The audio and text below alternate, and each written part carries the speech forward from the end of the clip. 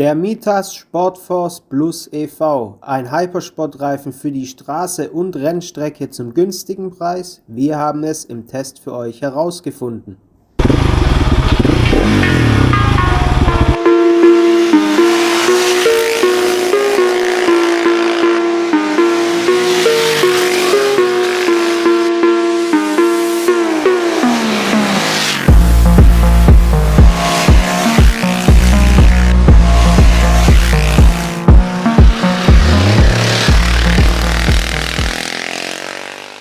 Hallo bei Bikereifen24. Heute haben wir den Mitas Sportforce Plus e.V. für euch im Test auf der GasGas SM700 Supermoto in den Größen 120 70 17 und 160 60 17.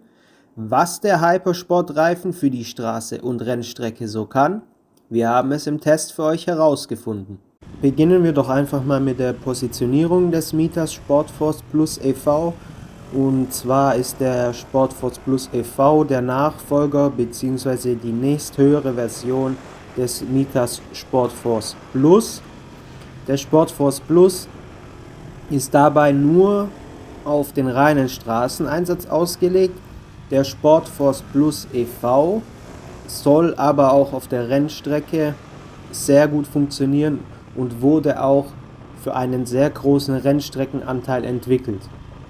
Die nächsthöhere Version wäre dann der Sportforce Plus RS, welcher mit einem noch stärkeren Fokus auf der Rennstrecke entwickelt wurde und sich eher für die Straße weniger eignet.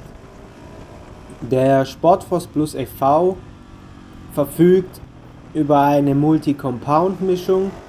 Dadurch soll er besonders kurze Aufwärmzeit mit sich bringen und dabei auch eine zuverlässige Haftung bei langem und intensivem Gebrauch, wie das eben auf der Rennstrecke der Fall ist. Besonders interessant ist halt auch die Tatsache, dass Mitas selbst angibt, dass der Sportforce Plus e.V. Das volle Programm Reifenwärme ab kann, sprich 50 Minuten bei 80 Grad. Im Vergleich ein Dunlop Sportsmart TT, welcher auch für den 50-50 Gebrauch ausgelegt ist, also Rennstrecke und Straße, soll gar nicht mit Reifenwärmern verwendet werden und wenn dann nur kurze Zeit bei geringen Temperaturen. Das zeigt irgendwie, dass der Sportforce Plus e.V. von der Mischung her ziemlich auf Performance abgerichtet ist.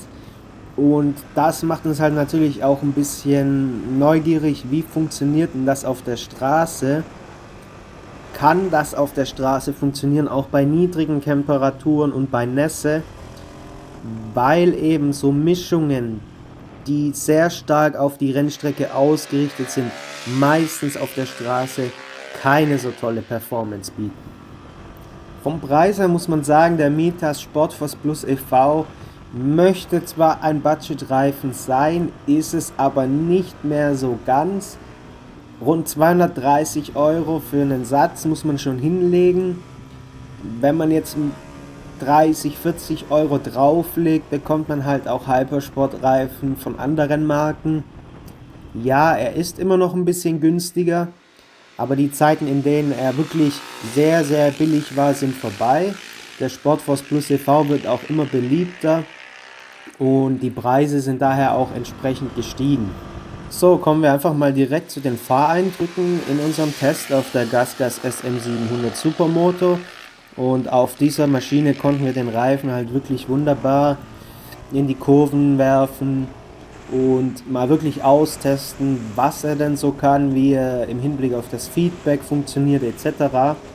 Und da müssen wir sagen, ja, waren wir ehrlich gesagt ein wenig enttäuscht, beziehungsweise haben wir uns viel mehr erwartet. Zwar fühlt sich der Reifen sofort sehr agil an, sprich man montiert den, setzt sich das erste Mal drauf, es fühlt sich sehr agil und gut an, aber irgendwie hat man dann schon bei sportlicher Fahrweise so immer wieder kleine Momente, wo man sich denkt, oh je, wird das jetzt noch besser? Oder war es das schon? Weil gerade in der Einfahrphase kam es bei uns sehr, sehr oft zu Rutschern sehr oft zum Eingriff der Assistenzsysteme, wie zum Beispiel dem Kurven-ABS und der Traktionskontrolle, was bei anderen Reifen bisher noch gar nicht der Fall war. Sprich, der Mitas Sportforce Plus e.V. muss gut eingefahren werden und sogar ziemlich vorsichtig eingefahren werden, da er wirklich am Anfang keine gute Performance oder keine solide Performance bietet. Wenn man ihn dann aber eingefahren hat, dann wird es merklich besser und dann fasst man auch ein bisschen Vertrauen. Wichtig ist es aber auch, dass man beim Mitas Sportforce Plus e.V. mit dem Luftdruck arbeitet. So gibt Mitas für jegliche Art von Maschinen, also schwere Maschinen, leichte Maschinen etc., verschiedene Luftdruckempfehlungen ab und sogar ein Rennstreckenluftdruck ist möglich, was schon zeigt, dass der Reifen doch sehr druckempfindlich zu sein scheint, weil zum Beispiel andere Hersteller diese Differenzierungen überhaupt nicht machen. Mitas selbst schreibt auf deren Webseite sogar, man soll sich an den Vorgaben orientieren und ein wenig experimentieren, bis man den idealen Warm- und Kaltdruck für sein Fahrzeug und Fahrstil gefunden hat. Das zeigt uns hier halt auch wieder, ja, man muss sich mit dem Reifen beschäftigen. Besonders interessant ist, dass halt Mitas im Sozius-Betrieb an der Hinterachse 2,6 Bar und an der Vorderachse 2,5 Bar angibt. So gut wie jeder andere Reifenhersteller gibt im Sozius-Betrieb oder im Vollbetrieb 2,9 Bar an der Hinterachse an. Auch auf 1000 Kubik-Bikes sagt Mitas nur 2,6 an der Hinterachse. Und wenn die Bikes dann leichter werden, so in die 600er Klasse oder sogar runter auf 400er Supermotos, sagen sie sogar runter bis auf 2,3 Bar. Der kalte Rennstreckendruck liegt übrigens bei 1,7 bis 2,0 Bar an der Hinterachse und 2,0 bis 2,3 Bar an der Vorderachse. Im heißen Zustand soll sich das dann so bei 2,0 bis 2,3 an der Hinterachse und 2,2 bis 2,5 an der Vorderachse einpendeln. Man sieht also, man hat schon ein extrem breites Fenster, wo man den Reifen einstellen kann. Sprich von 1,7 bis 2,6 ist schon sehr, sehr viel Variation möglich und die sollte man tatsächlich auch testen. Auf der GasGas SM700 sind wir dann irgendwann bei kalt 1,9 vorne gelandet und 1,7 hinten, was dann im Fahrbetrieb so 2,1 vorne und 2,0 hinten auf der Straße entspricht. Und das empfanden wir als ideal. Wenn man jetzt vorne den Druck erhöht, dann bekommt man zwar ein bisschen mehr Agilität, verliert dafür aber aus unserer Sicht an Feedback und Stabilität. Wenn man den Druck vorne etwas absenkt, bekommt man ein bisschen mehr Feedback und Stabilität rein.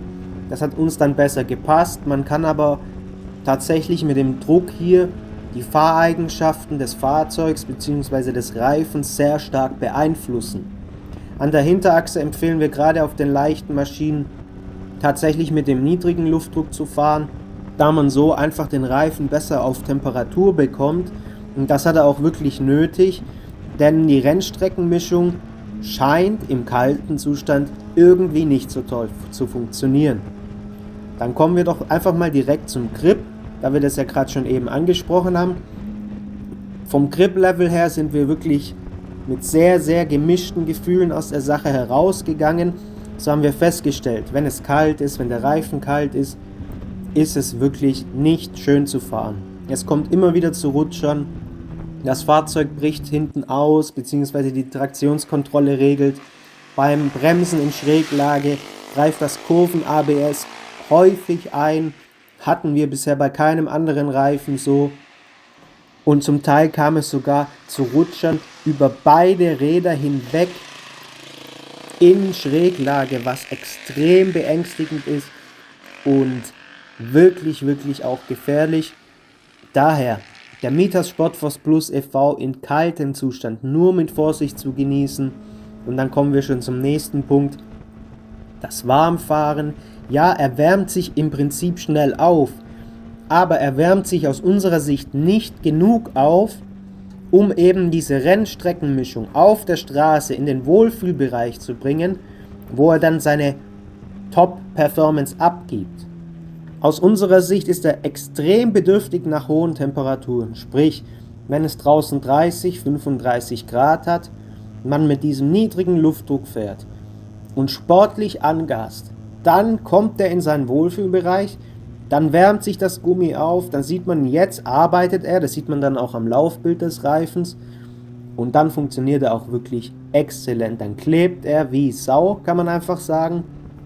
Dann hat man einen wirklich performanten Sportreifen, der alles mitmacht und wahrscheinlich sogar auf der Rennstrecke noch besser funktioniert, vor allem gerade im Supermoto-Bereich. Das merkt man dann auch direkt am Gummi. Wenn man jetzt nämlich zum Beispiel sehr, sehr lange sportlich gefahren ist, dann fühlt sich die Mischung richtig schön soft an. Dann sieht man, sie arbeitet, verzahnt sich mit dem Asphalt.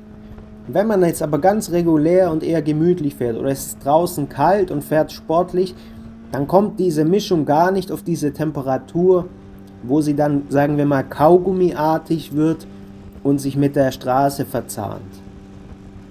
Kurz gesagt kann man einfach sagen, dass der Mitas Sportforce Plus e.V. ein Reifen ist, der die Wärme liebt.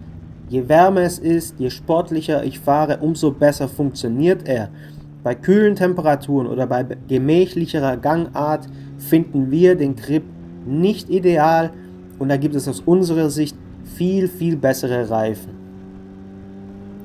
Auf nasser Straße ist der Mitas Sportforce Plus e.V. auch so eine Sache. Er funktioniert zwar bei gemütlicher Fahrt ziemlich gut, sportliches Angasen haben wir uns da aber leider nicht getraut, um ganz ehrlich zu sein, weil uns irgendwie das Feedback gefehlt hat und auch das Vertrauen. Wie schon gesagt, hatten wir ja Probleme bei kälteren Temperaturen, dass der Reifen gerutscht ist und bei Nässe ist es ja meist auch kälter und die Haftung ist reduziert, da wollten wir es nicht drauf anlegen. Man kann wunderbar normal weiterfahren, sportliches Angasen bei Nässe würden wir aber tunlichst bleiben lassen. Der Grip geht in Ordnung, ist aber bestimmt meilenweit von einem Bridgestone S22 oder Sporttech M9RR entfernt. Die Silika-Mischung des Reifens, die tut dann hier schon ihren Teil dazu, dass man eine höhere Haltbarkeit hat und auch bei Nässe gut weiterfahren kann. Trotzdem kein sehr guter Nässe-Reifen. Die Bremseigenschaften des Reifens sind im Prinzip ziemlich gut, vor allem wenn man mit diesem abgesenkten Luftdruck fährt, hat man ein schönes Feedback am Vorderrad und sofern der Reifen warm ist und in seinem Wohlfühlbereich liegt, kann man auch sehr gut in die Kurve hineinbremsen, in den Radius und da spürt man dann auch, wann der Grip nachlässt. Wenn es aber kühl ist, Vorsicht, wer in Schräglage bremst, kann das Kurven-ABS provozieren, sofern er eines hat. Sollte er keines haben, können wir uns vorstellen, dass es zu Rutschern kommen kann. Daher sehr temperaturabhängig. Sprich, wenn er in seinem Wohlfühlbereich liegt, super Bremseigenschaften, gutes Feedback, reinbremsen in die Kurve möglich. Bei kühleren Temperaturen würden wir es hier sehr, sehr viel vorsichtiger angehen lassen. Der Fahrkomfort des Reifens geht in Ordnung, ist aber Welten von einem M9RR oder Rosso entfernt. Er rollt satt ab, hat auch Eigendämpfung, aber ist natürlich kein Tourenreifen und spürt direkt, dass er schon eine ziemlich harte Karkasse hat und eher für die Rennstrecke und den Sporteinsatz entwickelt wurde, aber geht vollkommen in Ordnung. Im Hinblick auf die Fahrstabilität und Kurvenstabilität können wir nichts bemängeln. Hier fährt der Mitas Sportforce Plus e.V. wunderbar übers Vorderrad die angepeilte Linie. Auch bei hohen Geschwindigkeiten und tiefen Schräglagen bietet er eine gute Stabilität. Das Einlenkverhalten war so eine Sache. Da hat er am Anfang ein bisschen tendiert abzukippen. Das konnten wir dann aber mit dem Luftdruck am Vorderrad in den Griff bekommen. Generell lässt er ein bisschen Präzision vermissen. Und diese ganz spitze Agilität geht dann halt mit dem abgesenkten Luftdruck verloren. Aber prinzipiell lenkt er auch in engen Kehren schön ein und folgt der Linie treu. Hier kann man wirklich sagen, ein schön agiler Reifen, der auch gut übers Vorderrad gefahren werden kann und Hier gibt es eigentlich nicht viel zu bemängeln. Aber wie schon erwähnt, ist es halt hier extrem wichtig, den richtigen Druck für sein Fahrzeug und seinen Fahrstil zu finden. Da kann man den Reifen dann noch deutlich verbessern und seinem Fahrempfinden nach anpassen. Aufstellmoment haben wir keines festgestellt. Der Mitas Sportforce Plus e.V. ist extrem neutral. Auch beim Anbremsen in tiefer Schräglage hat er sich nicht aufgestellt, was wirklich sehr vorbildlich ist. Kommen wir mal zu Verschleiß und Laufleistung. Man muss generell sagen, im regulären, verhaltenen Straßenbetrieb bekommt man den Sportforce Plus e.V. nicht zu einem offenen Verschleißbild, sprich er ist glatt, hart und zeigt keine Verschleißspuren. Nur wenn man dann richtig angast, bei heißen Temperaturen fährt und sehr lange sportlich unterwegs ist, bekommt man das Verschleißbild, wie man es halt als Sportfahrer haben möchte, dass er sich auf der Fläche aufraut und eben verzahnt und arbeitet. Das ist für uns eigentlich ein gutes Verschleißbild, weil es uns eben zeigt, okay, selbst unter extremsten Bedingungen, sprich auch auf der Rennstrecke, dann ist er sehr standhaft und haltbar. Die Laufleistung können wir aktuell noch nicht beziffern. Das liegt daran, dass sich der Reifen noch auf dem Fahrzeug im Langzeittest befindet. Laut unseren Kunden sind aber 3.000 bis 5.000 Kilometer möglich. Wir schätzen auch, dass es irgendwo in diesem Bereich liegen wird. Die Werte reichen wir wie immer in unserer Hitliste nach, die ihr auf unserer Webseite im Bikereifen24 Magazin findet. So, kommen wir einmal zu unserem abschließenden Fazit zum Mitas Sportforce Plus e.V. Test. Und zwar ist es so, dass wir jetzt aus dem Reifen nicht ganz schlau geworden sind. Wir hatten immer wieder Rutscher, wir hatten ein inkonsistentes Wärmeverhalten, sprich auch bei sportlicher Fahrt schien er dann in den verschiedenen Mischungszonen unterschiedliche Grip-Level gehabt zu haben oder unterschiedliche Temperaturlevel, was ihn dann in Schräglage oftmals unberechenbar wegrutschen lassen hat. Wenn es aber mal richtig heiß war und der Reifen gut funktioniert hat und lange sportlich gefahren wurde, dann klebt er richtig auf dem Asphalt, dann macht er Spaß, dann hat man was richtig Sportliches zu einem sehr vernünftigen Preis. Wenn man aber eher verhalten unterwegs ist, den Reifen, Luftdruck nicht optimal einstellt auf sein Fahrzeug und eher verhalten fährt, ja, dann finden wir, dass der Mitas Sportforce Plus e.V. nicht wirklich ideal für den Straßeneinsatz ist. Auf der Rennstrecke, auf der Supermoto können wir uns sehr, sehr gut vorstellen, dass der Reifen exzellent funktioniert. Auch bei heißen Temperaturen im Hochsommer auf der Supermoto wirklich ein toller Reifen. Das Problem sehen wir halt nur im breiten Einsatzgebiet. Ich möchte ja quasi losfahren und nicht immer den Reifen extrem heiß fahren müssen, sondern auch so sportlich mal eine Kurvenstrecke meistern können, und da sehen wir irgendwie den Sportforce Plus e.V. nicht. Gerade dieses inkonsistente Fahrverhalten, das kostet halt im Endeffekt Vertrauen in den Reifen, und selbst wenn er dann mal richtig funktioniert, dann hat man nicht so dieses letzte Quäntchen Vertrauen, das man eben braucht, um richtig Gas zu geben bzw. hohe Schräglagen zu fahren, sondern man hat immer diese Rutsch- und Schreckmomente im Kopf, was man dann aber einfach ausblenden muss. Nun, was hat uns am Mitas Sportforce Plus besonders gefallen? Das ist die kurze Aufwärmzeit, auch wenn er dann nicht richtig auf Betriebstemperatur ist, aber er funktioniert dann schon mal solide, das geht sehr, sehr schnell, 2-3 Kurven, dann hat man die. Dann, dass er über kein Aufstellmoment verfügt, ein sehr agiles Vorderrad hat und eben auch diese abgesenkten Luftdrücke möglich sind, die etwas Spielraum bei den Fahreigenschaften lassen. Was uns überhaupt nicht gefallen hat, ist das inkonsistente Gripverhalten. Sprich, er hat einfach einen zu breiten Bereich. Mal funktioniert er nicht. Das gefällt uns nicht, was wieder in wenig Vertrauen resultiert. Außerdem hat er eine hohe Einfahrzeit, was jetzt aber nicht unbedingt schlecht sein muss. Und man muss sich halt sehr mit dem Reifen beschäftigen. Also Leute, die keine Lust drauf haben, sich auf den Reifen einzulassen, den einzustellen und ein bisschen zu experimentieren, die werden nicht unbedingt glücklich damit werden. Für wen empfehlen wir den Mitas Sportforce Plus e.V.? Also generell muss man sagen, wir empfehlen den Reifen nur für Leute, die ein bisschen versiert sind, Ahnung vom Reifendruck etc. haben, vielleicht auch öfters mal auf einen Trackday gehen wollen, beziehungsweise mit der Supermoto auf eine kleine Kartbahn. Da könnte dieser Reifen wirklich eine super Sache sein. Schönwetterfahrer, die nur bei heißen Temperaturen sehr sportlich unterwegs sind, sicher auch ein toller Reifen.